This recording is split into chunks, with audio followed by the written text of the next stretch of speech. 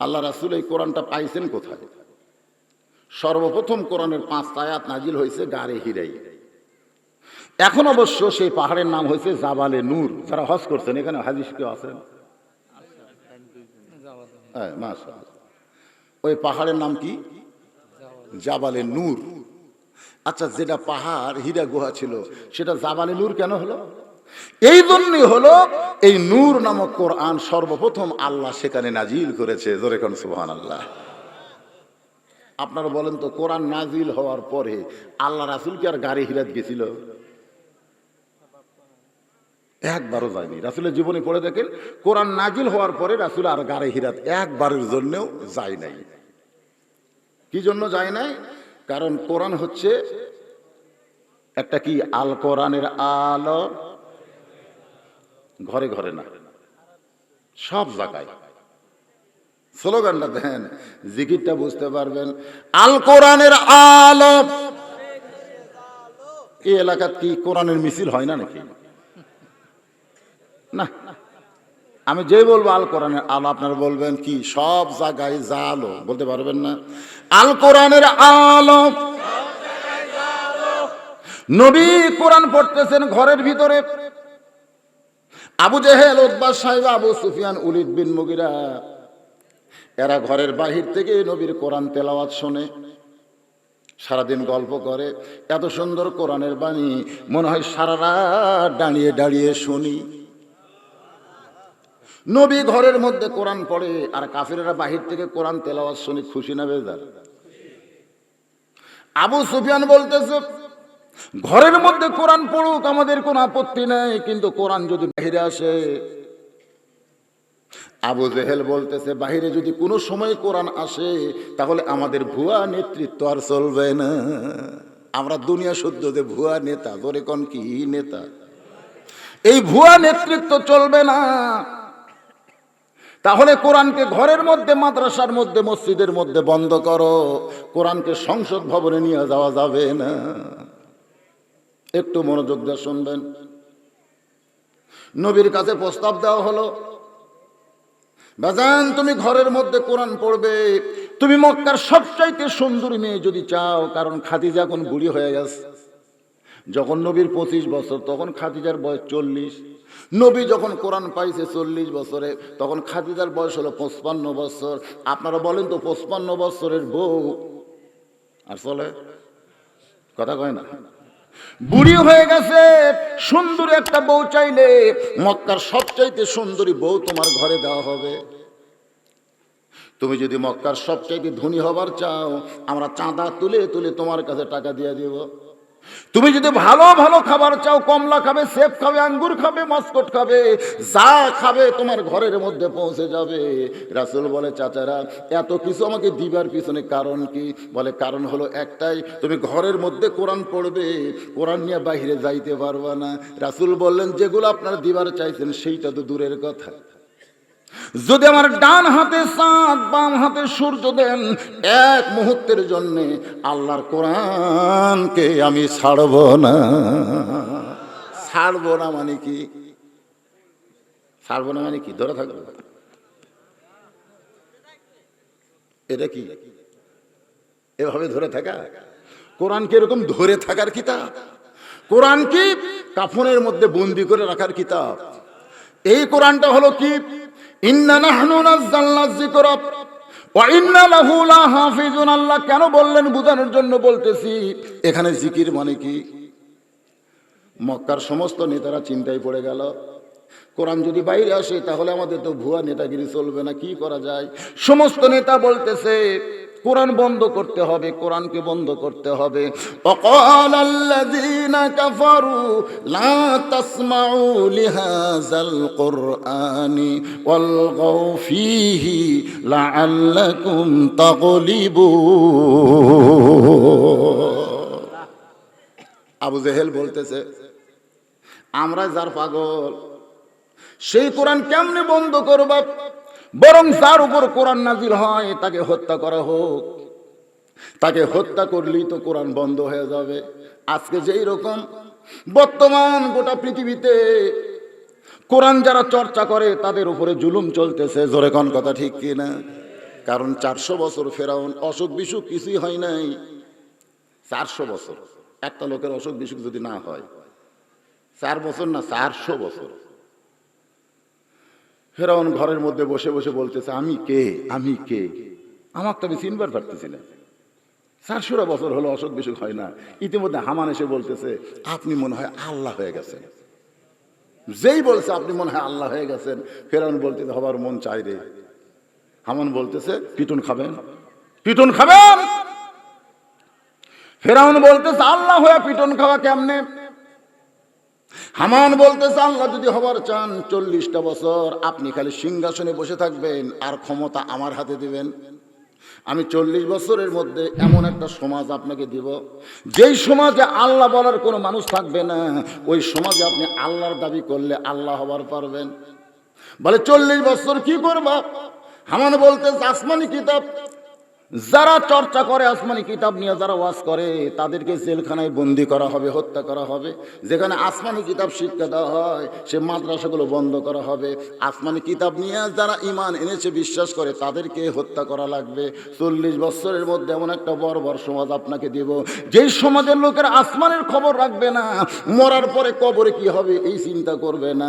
তাদের স্বপ্নে আপনি আল্লাহর দাবি করবেন, ওরা মেনে নিবে।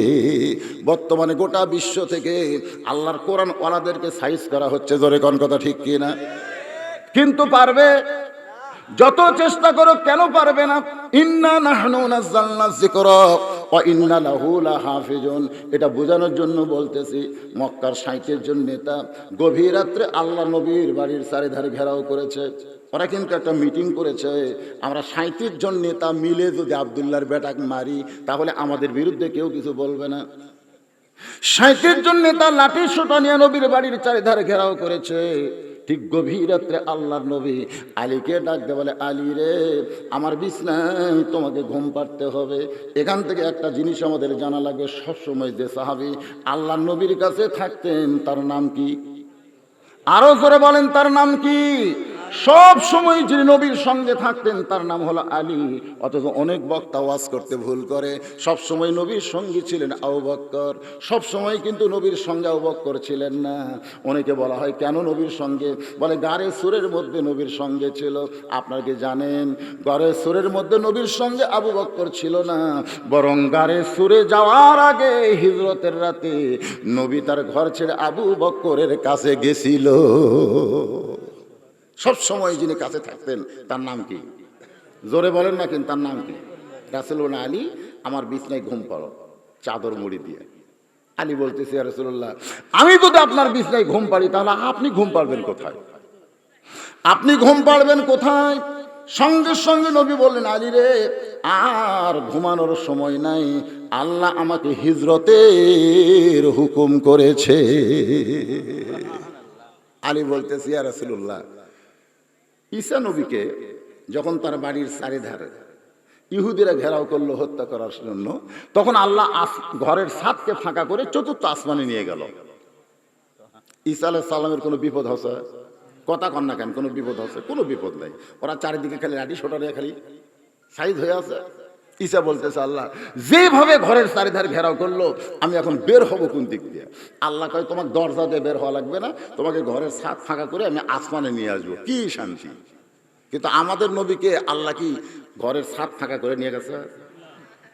চিন্তা করে দেখেন, পরীক্ষা কাকে কয়? হযরত আলী বললেন, ইয়া রাসূলুল্লাহ, আমি লক্ষ্য করে দেখেছি মক্কার 37 জন নেতা লাঠির সোটা নিয়ে আপনার বাড়ির ঘর চারিদিকে ঘেরাও করেছে। এই সময় আল্লাহ যদি আপনাকে বের হবার কয়, চিন্তা করে দেখেন, এই বিপদের মধ্যে কিন্তু আল্লাহ পাক আপনাকে ফেলতেছে। আলীর কথা শুনে নবী ডাকতে বলে, আলী, তুমি ছোট্ট মানুষ, তুমি বুঝতে পারো না, বরং আমার বিছনায় তুমি ঘুম পাড়ো। আলী যখন নবীর বিছনায় ঘুমায় গেছে, এমন সময় নবী ঘরের দরজা খুলেছে। দরজা খুলে তাকায় দেখে বিড়ালের চোখ রাত্রেবেলা যেমন চকচক করে, এমন করে কাফেরের চোখগুলো চকচক করতেছে। দরজার দিকে সবাই খেয়াল করে আসে। রাসূল ডাক দিয়ে বলে, আল্লাহ এই মুহূর্তে আমি কি করব? ওরা যেইভাবে লাঠি সোটা নিয়ে ঘর ঘেরাও করেছে। আল্লাহ ডাক দিল, হাবিব আপনার উপর যেই কিতাব আমি নাজিল করেছি এইটা শুধু কোরআন পড়ার কিতাব না, এই কিতাবটা হলো সব চাইতে বড় অস্ত্র। জোরে কান সুবহানাল্লাহ। আপনারা কি মনে করেন যখন আপনাকে আমেরিকা রাশিয়া গুলি করবে, আপনি যদি খালি কোরআনটা এভাবে ধরতে পারেন, কোরআন যদি খালি বুকের মধ্যে ধরতে পারেন, খালি সাইড দিয়ে যাবে, কথা কয় না, বিশ্বাস হয় না আপনাদের? ধরেন না তো, কোরআন কি বুকে ধরেন কোনোদিন?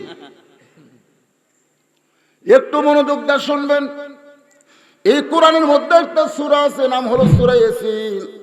আল্লাহ বললেন 3টা আয়াত তেলাওয়াত করে এক মুষ্টি বালির মধ্যে ফুৎকার দেন আর ওই বালিটা আসমানের দিকে উড়াইয়া দেন।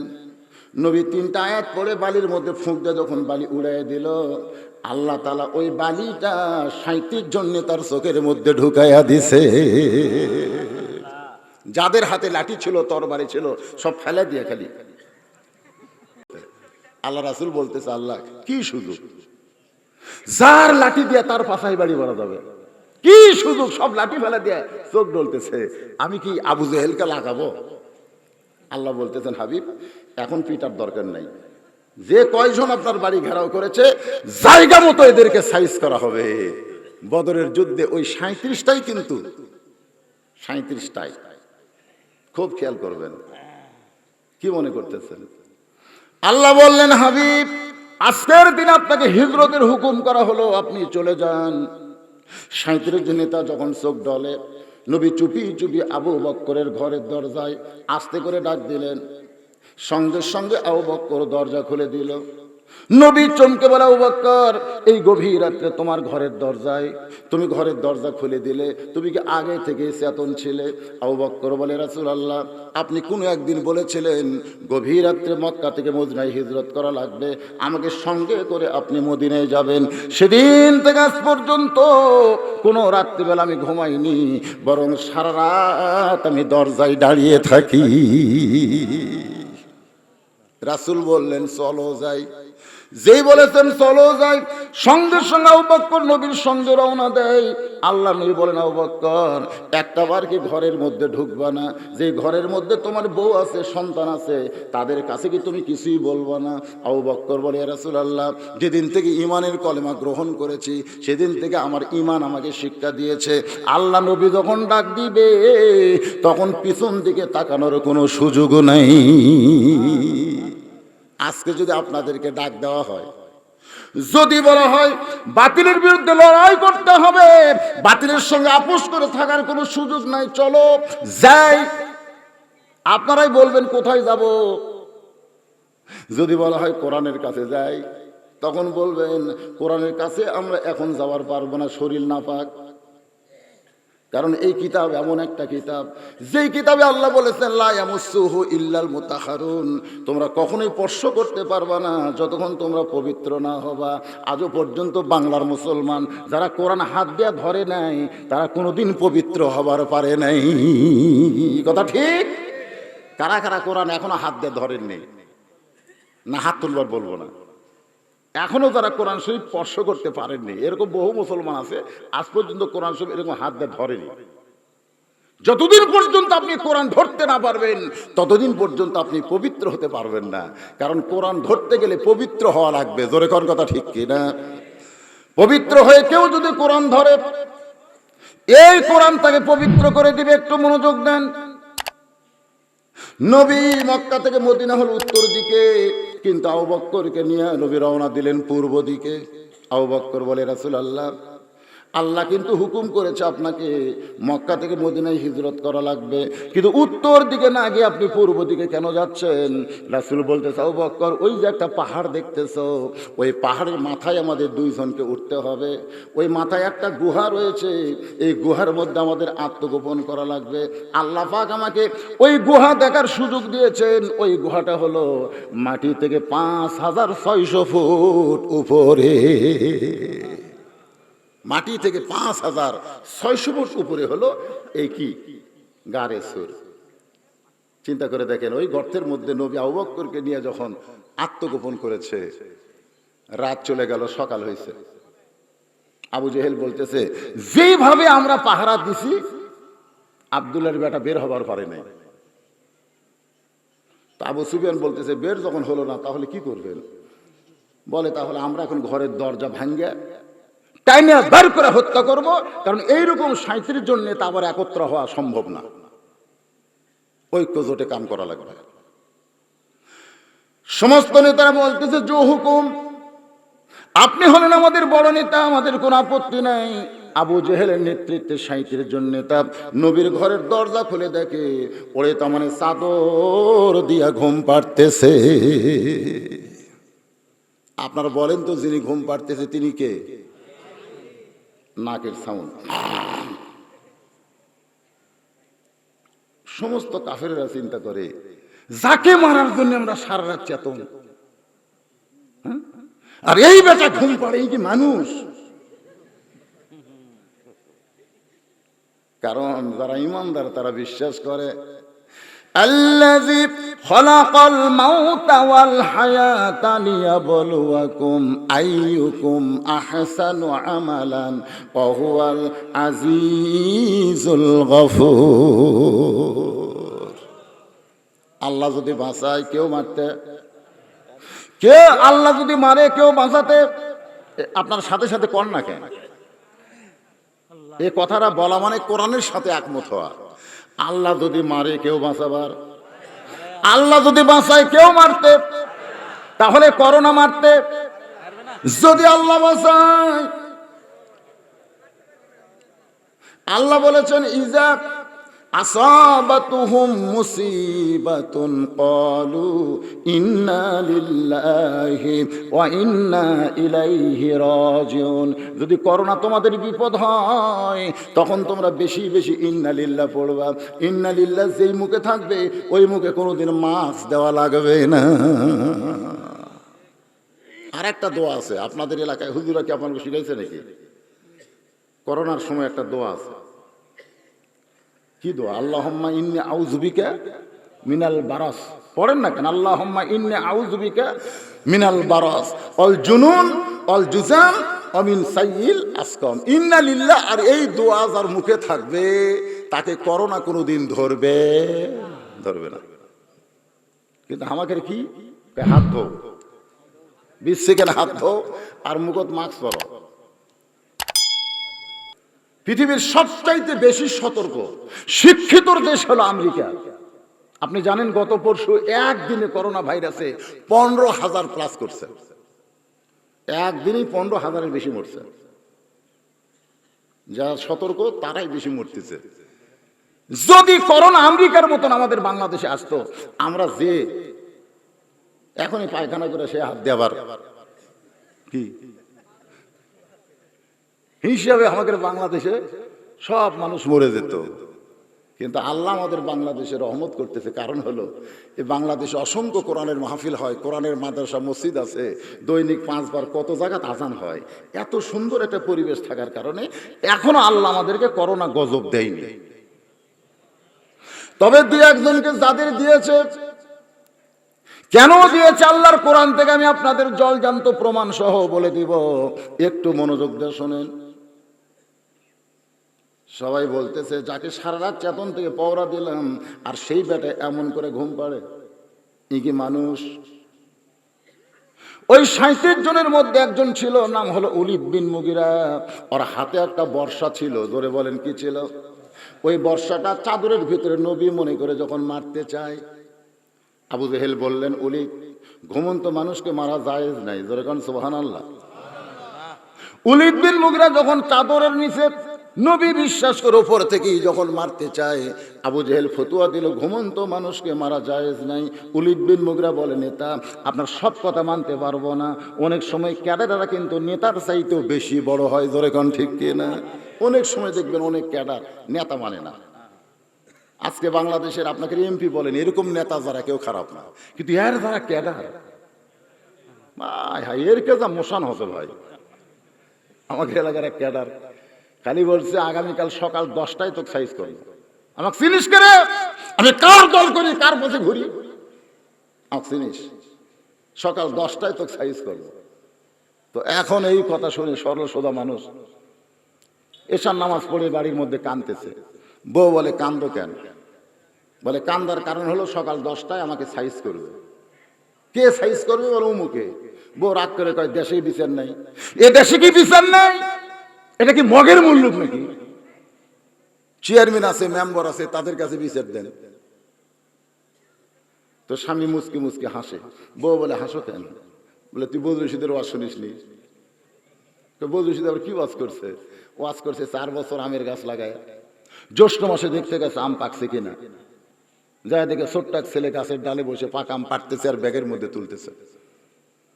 বাগানের মালিক বলে আমি খাই নাই, আমার পরিবারের কেউ খাই নাই, তুই আমার গাছে চড়ে আম পাড়তেছিস, তোর বাপকে গিয়ে বিচার দিব। এই তোর বাপকে গিয়ে বিচার দিব। ছেলে খালি মুসকি মুসকি হাসে। বাগানের মালিক বলে হাসিস কেন? বলে হাসার কারণ হলো আমার বাপকে গিয়া বিচার দেওয়া লাগবে না, আমার বাবাও আপনার আর এক গাছে চড়ছে। কোথায় আমার বাপকে খুঁজবার যাবেন? দেখেন ওই যে উঠছে। বাগানের মালিক নিচে বসে কান্দের বলে আল্লাহ বিচার দিব কার কাছে? বেটাও চোর, বাপু চোর। স্বামী বলতেছে চেয়ারম্যানকে বিচার দিবার বলি, যে বেটা আমাকে হুমকি দিছে ওই চেয়ারম্যানের পিছনে ঘরে, ওই এমপির পিছনে ঘরে। ওই এমপিও না, চেয়ারম্যানও না, ও হচ্ছে ক্যাডার। তো বউ বলতেছে তাহলে কান্দেন কার কাছে? স্বামী বলতেছে যার কেউ নাই তারা আল্লাহ আছে। আছে না নাই? যার কেউ নাই তার আল্লাহ আছে। গভীর রাত্রে বলে মাবুদ সকালবেলায় আমার 10টায় হাত পা ভাঙ্গা সাইজ করবে, আমি তোমার কাছে বিচার দিলাম, তুমি একটা কিছু করো। যে বেটা সকাল 10টায় হাত পা ভাঙ্গা সাইজ করবে, ওরি বউ, ওরি বহু তাই চলা টিবল, গোসলখানা থাকে না, ওর প্যান্ট শার্ট পরিষ্কার করছে, প্যান্ট শার্ট পরিষ্কার করছে, কিন্তু ওদের সাবানের ফ্যানটা ওটা যে পানিতে ধুয়ে দেওয়া লাগবে ওটার খেয়াল নেই। মেয়েদের এখন সবকিছু খেয়াল থাকে না, তো খালি স্টার জলসার ধান্দা। ধরে এখন কথা ঠিক কিনা? মাছের তরকারি তুলে দিয়ে গ্যাসের চুলাই স্টার জলসা দেখতেছে, কারণ ওটা রাত্রে মিস করছে, দিনও মিস করা যাবে না তো। কিন্তু বসে 8 ঘন্টা লাগবে, 8 ঘন্টা খালি দেখতেছে। এই দেখি ওই তুলার মানে শুকে যায়, পানি পুড়ে যায়, পাল্লার তলা পুড়ে গেছে, তলা পুড়া মাছ পুড়িছে। আশেপাশের লোকজন বলতেছে এই বাড়ি যদি মানুষ নাই করে সব পুড়ে ছাই হয়ে গেল। আশা দেখে পাল্লা ফুটতেছে আর বউ স্টার জলসা দেখতেছে। সত্য কথা, কিছুদিন আগে আপনার দেখছেন ফেসবুকে যে মা স্টার জলসা দেখতেছে, তার একটা বাচ্চা 1.5 বছরের হামাগুড়ি দিয়ে দিয়ে বাইরে যা পুকুরের মধ্যে পড়ে মরে আসে। এরপরে ও মা স্টার জলসা দেখে। যেদিন থেকে বাংলাদেশের মেয়েরা জি বাংলা স্টার জলসা দেখা শুরু করেছে, সেদিন থেকে মেয়েদের খেয়াল কমে গেছে। পাঞ্জাবি পায়জামা বা প্যান্ট শার্ট পরিষ্কার করছে, কিন্তু সাবানের ফ্যানটা পরিষ্কার করেনি, ওটা শুকে যায়, ল্যালপা হয়ে আছে। ল্যালপা বোঝেন আমাদের বগুড়ার ভাষায়, ল্যালপা হয়ে আছে। যে বেটা হুমকি মারতে সকাল 10টায় সাইজ করবো, উনি আবার রাত 9টার সময় পঞ্চের স্যান্ডেল পাও দিয়ে পেশাব করবার ঢুকছে, তলা সমান। পঞ্চের স্যান্ডেলের তলা কি, ওইটা পাই দিয়ে পেশাব করবার ঢুকছে। আর বউ যে ল্যালপা করে তো যে জানে তাই, ওই কেবল ল্যালপার পর 2 পাও দিছে। সঙ্গে সঙ্গে একবারে গাছের গোড়া কাটলে গাছটা যেমন ঠাস করে পড়ে যায়, ব্রেক নাই, জোরে কোন কি নাই, 2 পাও একবারে গেছে। একবারে যখন 2 পাও সামনে যায়, ব্রেক ছাড়া পড়া, ঠাস করে শব্দ হচ্ছে। ও মা রে বাবারে মরলাম রে। বউ তো উড়ে এসে দেখে স্বামী বেহুশ হয়ে আছে, স্বামীর কোনো হুঁশ নাই। চোখে মুখে পানি দেওয়ার পরে বলতেছে আমার মাজা গেছে, আমার মাজা গেছে। সকাল 10টার সময় হাত পাও ভাঙলে সাইজ করবে, 9টার সময় তার মাজা ভাঙলো কে? এ কথা কোন কে ভাঙলো? অ্যাম্বুলেন্স করে নিয়ে যাচ্ছে বগুড়া হাসপাতালে। গ্রামের মধ্যে যখন অ্যাম্বুলেন্স ঢুকছে একটা শব্দ হয় কি হয় না? ওরে বাবারে মরলাম রে সরোর একটা শব্দ কিন্তু হয়। যার হাত পা ভাঙবে সকাল 10টায়, ওই আবার বার হচ্ছে, বউ কই কোথায় যাবা, তোমার হাত পা ভাঙবে খেয়াল নেই। আরে হাত পা ভাঙবে সকাল 10টায়, এখন বাড়িতে গ্রামে অ্যাম্বুলেন্স ঢুকলো কেন? একটু দেখা দরকার। দেখবার এসে দেখে যে বেটা হুমকি মারছে ওরই দরজাতে অ্যাম্বুলেন্স। তক্তা যেরকম ঢুকাই, তক্তা বোঝেন, পিছন দিক থেকে ঢুকাইতেছে সবাই ধরে। ও এখন অ্যাম্বুলেন্সের সামনে জানলার মধ্যে গিয়ে বলতেছে ভাই সকাল 10টা বাজতে কিন্তু অনেক বাকি। চোখের পানি নিয়ে বলতেছে চোখের পানি নিয়ে বলতেছে, হুমকি দেওয়ার আমি কে? আমি তোরে সাইজ করার আগে আমার আল্লাহ আমাকে সাইজ করেছে। এরকম কিছু ক্যাডার আছে না নাই, যাদের কারণে নেতাদের বদনাম হয়। ওলীদ বিন মুগীরা হলো তেমন ক্যাডার। চিল্লাই বলতেছে, নেতা আপনার সব কথা মানা যাবে না, আমরা চেতন থেকে যাকে পহরা দিলাম সেই বেটা আরামে ঘুম পাড়বে, ওকে মারতে হবে। এই বলে আবার যখন বর্ষা মারতে চায়, আবু জেহেল খফ করে বর্ষার ধরে বলতেছে, রে ওলীদ বিন মুগীরা, ঘুমন্ত মানুষকে মারা জায়েজ নাই। এখন আপনাদের কাছে আমার প্রশ্ন, ওলীদ বিন মুগীরা নবীকে মারতে চায়, নবী বিশ্বাস করি তো মারতেছে, কিন্তু আবু জেহেল বাধা দেয় কেন? আপনার বলেন তো কারণ কি? না না না, এর মধ্যে কারণ হলো ওলীদ বিন মুগীরা আর আবু জেহেলের মধ্যে তফাৎ কি জানেন?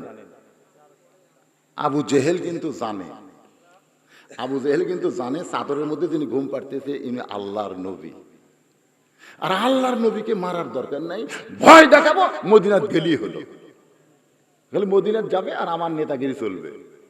এই জন্যই কিন্তু আবু জেহেল মারতে দিচ্ছে না, কারণ আল্লাহর নবী এটা কে জানে? আবু জেহেল কিন্তু জানে। এটা কেমনে জানে? এটা কেমনে জানে শোনেন। আবু জেহেল আল্লাহর নবীকে জানে, চিনে। লাইলাতুল মেরাজের সকালবেলায় যখন নবীর সঙ্গে আবু জেহেলের দেখা হলো, আবু জেহেল বলতেছে, বাদান সন্ধ্যার সময় দেখলাম তুমি সুন্দর, কিন্তু সকালবেলা দেখতেছি তুমি অতীব সুন্দর। এত সুন্দর হওয়ার পিছনে কারণ কি? রাসূল বললেন, চাচা আজকে গভীর রাত্রে এমন একটা ঘটনা ঘটে গেল, আপনি শুনবেন। বলে কি ঘটনা ঘটছে? বলে বোরাক এসে আমাকে বাইতুল মুকাদ্দাসে নিয়ে গেল। বাইতুল মুকাদ্দাসে 2 রাকাত নামাজ পড়ানোর পরে সেখান থেকে 7 আসমান পাড়ি দিয়ে আমি আল্লাহর আরশে গেলাম। আল্লাহ পাক আমাকে 5 ওয়াক্ত নামাজ দিল। এই 5 ওয়াক্ত নামাজ নিয়ে রাতারাতি ফেরত আসলাম। সকালবেলা ফজরের নামাজ পড়ে আপনার সঙ্গে আমার দেখা হলো। সঙ্গে সঙ্গে আবু জেহেল চিল্লায় বলে, পাগল পাগল, তুই পাগল। নবী চমকে বলে, চাচা আমার মধ্যে পাগলামির কি দেখলেন? আবু জেহেল বলতেছে, আমি 2 বার বাইতুল মুকাদ্দাসে গেছি, যেখানে যাইতে লাগে 30 দিন, আসতে লাগে 30 দিন, আর তুই কইলি আজকে রাত্রে বেলায় বাইতুল মুকাদ্দাসের নামাজ পড়াইছিস। এই বলে আবু জেহেল যখন দৌড় দেয়, পিছন দিক থেকে নবী ডাক দেয়, বলে, চাচা আপনি আমাকে 1000 বার পাগল বলেন, দৌড় কেন দেন?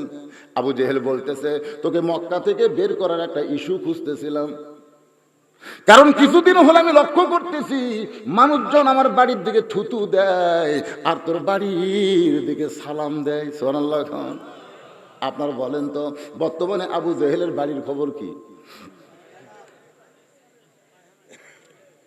এই বলে আবু জেহেল দৌড় মারছে, এক দৌড় আবু বকরের দরজায়। সকালবেলায় আবু বকরের দরজায় আবু জেহেল চিৎকার করে বলতেছে, আবু বকর, ও আবু বকর, দরজা খোলো। হয়তো আবু বকর চমকে গেল, এত বড় নেতা হয়ে সকালবেলা আমার বাড়ির দরজায়, মনে হয় নেতা বিপদে পড়ছে।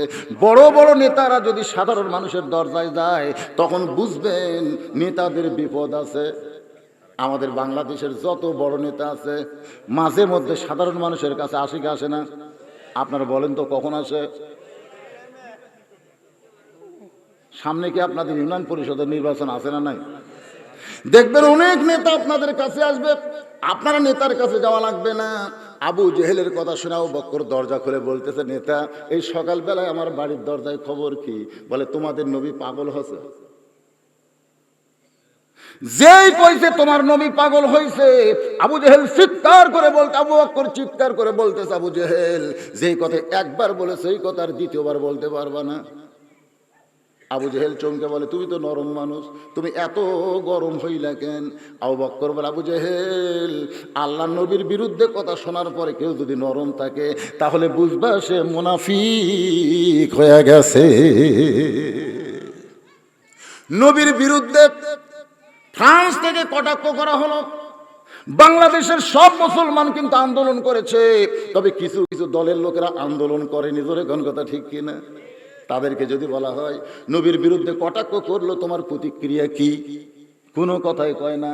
আবু বকর বলতেছে, নবীর বিরুদ্ধে কথা শোনার পরে যে জবান বন্ধ রাখবে বুঝতে হবে সে মুনাফিক হয়ে গেছে।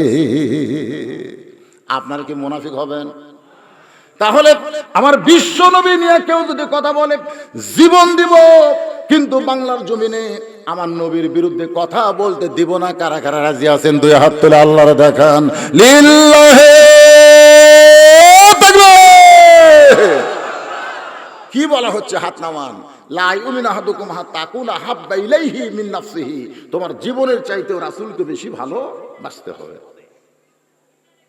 আবু জেহেল বলতেছে, আবু বকর তুমি তো জানো না। আমি তারে পাগল বলার পিছনে কারণ তো তুমি জানো না। তুমি শুনলে আশ্চর্য হবে, আজকে রাত্রে নাকি বাইতুল মুকাদ্দাসে গেছে, যেখানে আমি গেছি 2 বার, যাইতে 30 দিন লাগে, আসতে 30 দিন লাগে। আর তোমার নবী সকালবেলা বলল রাত্রে নাকি বাইতুল মুকাদ্দাসে গেছে, সেখান থেকে 7 আসমান পাড়ি দিয়ে আল্লাহর আরশে গেছে, আল্লাহর সঙ্গে দেখা করে নাকি 5 ওয়াক্ত নামাজ পড়ছে। এখন বলো এই গাঁজাখুরি কথা আমাকে সকালবেলা শুনাইছে, এটা শোনার পরে কি তার মাথা ঠিক আছে? আবু বকর চিল্লায় বলে, আবু জেহেল এই কথা যদি আল্লাহর নবী বলে থাকে তবে এক বিন্দু মিথ্যা বলে নাই। আবু জেহেল কয় আমার সকালটাই মাটি রে, কার কাছে খবর দিলাম কাম হলো না, আমার কাছে খবর দিচ্ছে হুজুর এত ওয়াজ করতেছেন, তারপরে আপনাকে হুজুরের তো ফাঁসি হবে। আমি বললাম এটা কোন হুজুর রে? তো কাছে কে হুজুর? যে হুজুর জেলত বন্দি আসা, যতই চেষ্টা করেন হুজুর, হুজুরের কিন্তু ফাঁসি হবেই। আমি বললাম তত চা খেলে এত সুন্দর একটা খবর দিলি। আমি যা চাওয়ালাকে বললাম 2 কাপ দাও, বলে হুজুর 2 কাপ কেন? বল খা। তাই না, একটা খাবো, তাহলে একটা আপনি খান। ওর চা খাওয়া যখন শেষ তখন হাত ধরে বললাম ভাই তোর মৃত্যু হবে।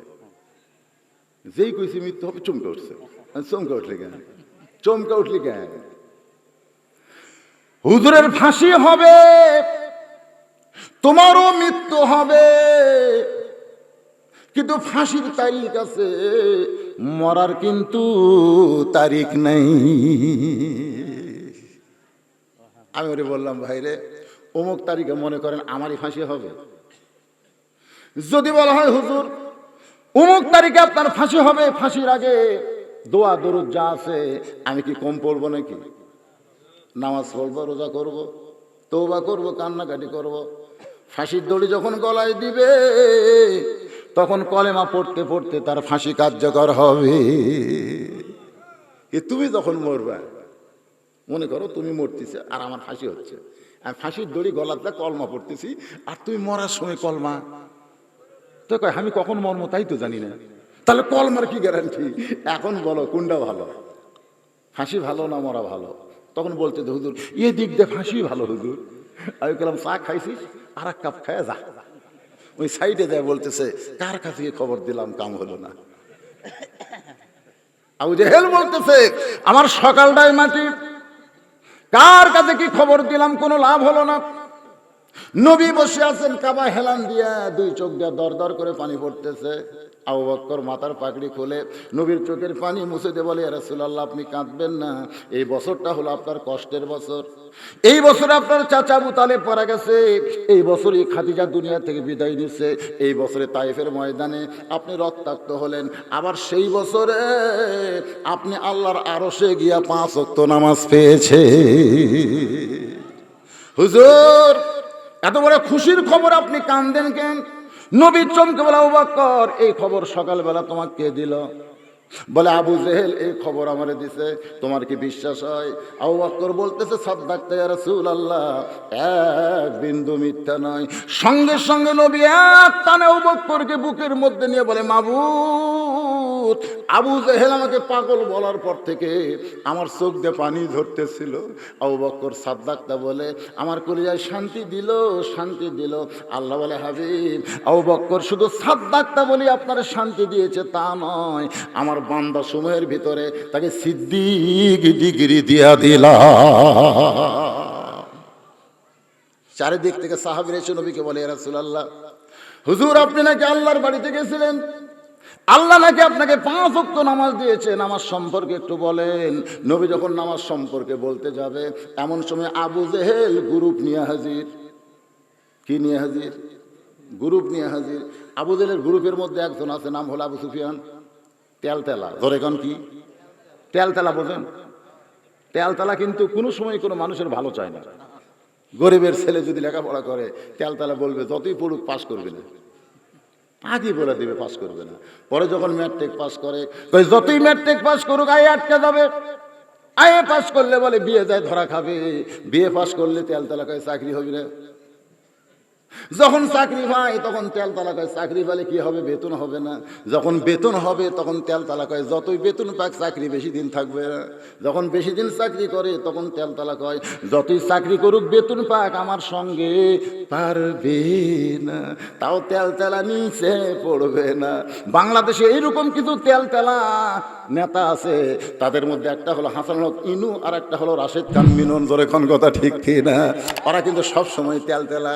যখন যে সরকার আসবে সেই সরকারের সঙ্গে ওরা তেলতেলামি করবে, কারণ ওরা ক্ষমতার স্বাদ গ্রহণ করতে চায়।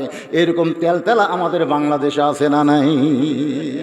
আবু সুফিয়ান তেলতেলা হয়ে বলতেছে, ও মুসলমানেরা, তোমাদের নবী যা বলে তোমরা তাই বিশ্বাস করো, কিন্তু আমরা বিশ্বাস করি না। তোমাদের নবী যা বলে তোমরা তাই বিশ্বাস করো, কিন্তু আমরা বিশ্বাস করি না। কথাটা খেয়াল করবেন।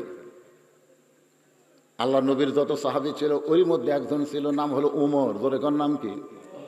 আপনাদের কাছে আমি জানতে চাচ্ছি, আবু জেহেল সকালবেলা আবু বকরের দরজাত না যায় যদি উমরের দরজাত যেত, তাহলে আপনারা কোন আবু জেহেলের খবর কি হতো? কিন্তু এখন যে বসে আছে উমর, সেটা তো আর খেয়াল করা লাগবে না। যেই বলতেছে ও মুসলমানেরা, তোমাদের নবী যা কয় তোমরা বিশ্বাস করো, আমরা করি না, সঙ্গে সঙ্গে হয়তো উমর হুঙ্কার দিয়ে বলতেছে, এই কাফেরের বাচ্চারা, তোদেরকে ডাকছে কে? বিশ্বাস করিস না, তোদের ডাকছে কে? আউট হয়ে যা। এই কথা যেই বলেছে ওমর ফারুক, নবী বললেন এজলেস, ওমর বসো। যদি আল্লাহ নবী বলতো ওমর সকালবেলা আবু জেহেল আমাকে পাগল করছে, এখন আবার গ্রুপ নিয়ে যাচ্ছে, যাও। যদি বলতো যাও, একটা কাফেরও বাঁচতো না। জোরে কোন কথা ঠিক কিনা? একটাও বাঁচতো না। আপনারা বলেন নবী কি যাও কইছে না বসবার কইছে? এখান থেকে প্রমাণ হয়ে গেল ইসলামী আন্দোলনের নেতা যারা হয় তারা কোনোদিন কর্মীকে উস্কায় দেয় না, বরং তাদেরকে ধৈর্য ধারণের নির্দেশ দেয়। জোরে কোন কথা ঠিক কিনা? তোমরা সামান্য 3-4 জন নিয়ে এরকম হাত দিয়ে ইশারা করে আসো আসো, কয়জন? এরকম অনুষ্ঠান তো আমরাও দেখি, সামনে 14-15 জন বসে আছে আর তুমি ডাকতেছে। এমন ভাবে কোনোদিন ইসলাম কাউকে সন্ত্রাসীর আহ্বান করে না। নবী বললেন এজলিয়াস, ওমর, ওমর বসো। উমর যখন বসে গেল, নবী 2 হাত বাড়ায় বললেন, আপনারা মক্কার সম্ভ্রান্ত ব্যক্তিরা, আপনারা এসেছেন, সামনে বসেন, নামাজ সম্পর্কে আমি একটু আলোচনা করব। আবু সুফিয়ান বলতেছে, তোমার নামাজ শুনতে আমরা আসি নাই, আমরা এসেছি আমাদের নেতা দুইবার বাইতুল মুকাদ্দাসে গেছে, যেখানে যাইতে লাগে 30 দিন, আসতে লাগে 30 দিন, আর তুমি কইছ আজকে রাত্রে বেলা নাকি সেখানে নামাজ পড়ছো। আমাদের জানার বিষয় হলো বাইতুল মুকাদ্দাসের দরজা জানলা বলতে হবে। কয়টা জানলা কয়টা দরজা এটা বলে দিলি আমরা এখান থেকে চলে যাব। সঙ্গে সঙ্গে নবী চমকে উঠছেন, কারণ বাইতুল মুকাদ্দাসের ভিতরে নবী নামাজ পড়াইছেন, কিন্তু দরজা জানলা তো গুনে দেখে নাই। আপনারা যারা মসজিদের ভিতরে 5 ওয়াক্ত নামাজ পড়েন, কোন মসজিদে কত ফ্যান এটা কি আপনারা গুনে দেখছেন?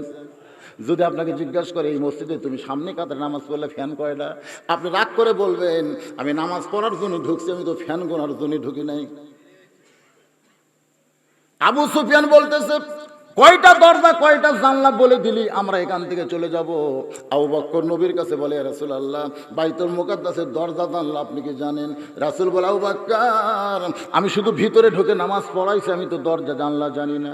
আবু বকর বলে, হুজুর, তাহলে সকালবেলা আবু জেহেল আপনাকে একলা পাগল বলেছে, এখন গ্রুপ নিয়ে আইছে আপনাকে অপমান করতে। নবীর চোখে যখন দর দর করে পানি পড়ে, এমন সময় ফেরেশতা জিবরাইল আল্লাহর কোরআন শরীফ নিয়ে হাজির হয়ে গেছে। তো ইজ্জু মান তাশা ওয়া তুযিল্লু মান তাশা বিয়াদিকাল খায়র ওয়া হুয়া আলা কুল্লি শাইইন কাদির।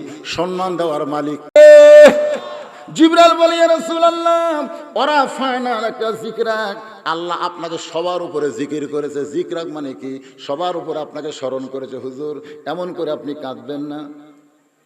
আমি গোটা বাইতুল মুকাদ্দাস আপনার সামনে হাজির করে ধরবো, সুবহানাল্লাহ। আমি গোটা বাইতুল মুকাদ্দাস আপনার সামনে উপস্থিত করব, আমার হাতের উপর বাইতুল মুকাদ্দাস ঘোরাতে থাকবো, আপনি গুনে গুনে দরজা জানলা বলে দিবেন। ফেরেশতা জিবরাইল বাইতুল মুকাদ্দাস নবীর সামনে হাজির করলেন, হাতের উপরে ধরে এরকম যখন ঘোরাতে থাকলেন, নবী দরজা জানলা গুনে গুনে যখন উত্তর দিছে, আবু জেহেল সঙ্গে সঙ্গে বলেছে চলো যাই, চলো যাই। আবু সুফিয়ান বলতেছে যাবো কেন, চূড়ান্ত অপমান করার কথা আছে, যাবো কেন? আবু জেহেল বলতেছে খামাকা গন্ডগোল করা লাভ কি, চলো যাই।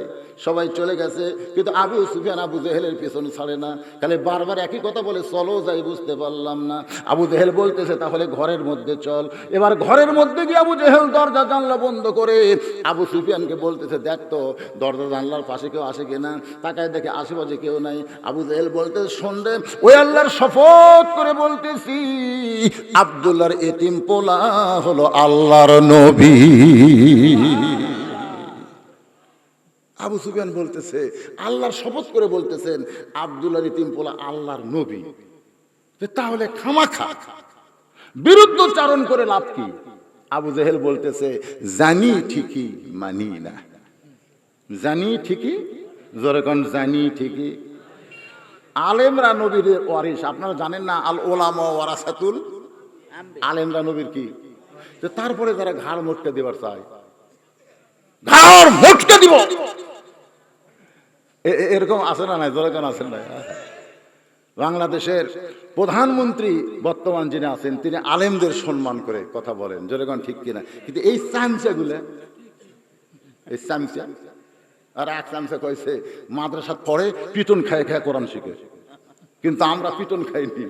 আলিফ বা তা সা খা, গোটা পৃথিবী ভাইরাল হয়ে গেছে আলিফ বা তা সা, তারপরে কি ওটাও কর পারে না, ওরা আবার কোরআন শরীফ পড়ে। আর এক নেতা কইছে আমি দিনে রাতে 70-80 টাকা ডবল পড়ি, 22 বছর হলে তাহাজ্জুদ ধরছি, প্রতিদিন 2 পারা করে কোরআন পড়ি। এরকম আছে না নাই? বঙ্গবন্ধুর জীবনী পড়ে দেখেন, তিনি আলেমদের কত শ্রদ্ধা করেছেন। তার মেয়ে প্রধানমন্ত্রীর জীবন তো দেখতেছেন, তিনি আলেমদেরকে কত সম্মান করেছেন। যে আলেমদের কেউ চিনত না তাদেরকেই তিনি স্বীকৃতি দিয়েছে, জোরে কোন কথা ঠিক কিনা? আল ওলামা ওয়ারাসাতুল আম্বিয়া, আলেমরা হলো নবীদের কি? আরো জোরে কোন। আলেম ওলামা যেখানে, সবাই বলতেছেন, জবান খুলে বলবেন। আমি যে বলবো আলেম ওলামা যেখানে, আপনারা বলবেন আমরা আছি সেখানে। আলেম ওলামা যেখানে, আলেম ওলামা জেলখানায়। আমি যেই বলবো আলেম ওলামা জেলখানায়, আপনারা বলবেন আমরা আছি বেকায়দায়। আলেম ওলামা জেলখানায়, এই বেকায়দায় চিরদিন থাকা যাবে না। দরকার হলে জেলের তালা ভাঙ্গে আলেমদেরকে আমাদের মাঝে আনতে হবে, ধরে বলেন কথা ঠিক কিনা? আল্লাহর বান্দারা একটু মনোযোগ দিয়ে শোনেন। উলিদ বিন মুগিরা যখন বর্ষা মারবে, আবু জেহেল খফ করে ধরছে, মনে আছে না? ভুলে গেছেন? মনে আছে? আমি নেতা থাকতে ঘুমন্ত মানুষকে মারা চলবে? এখন আপনাদের কাছে আমার প্রশ্ন হলো, আল্লাহ নবীর যত শত্রু ছিল সবচাইতে বড় শত্রুর নাম কি? আরো ধরে কোন। সবচাইতে খারাপটার নাম কি?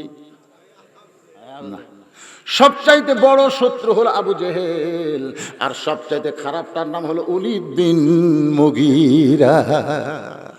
আল্লাহর নবীকে এত কষ্ট কেউ দেয়নি যেটা উলিদ বিন মুগিরা দিচ্ছে। রাসূল বলেছেন তাইফের ময়দানে আমি কষ্ট পেয়েছি চামড়ায়, কষ্ট পেয়েছি দেহে, আর উলিদ বিন মুগিরা কষ্ট দিয়েছে আমার কলিজায়। আপনার বলেন যে দেহের কষ্ট বড় না কলিজার কষ্ট বড়?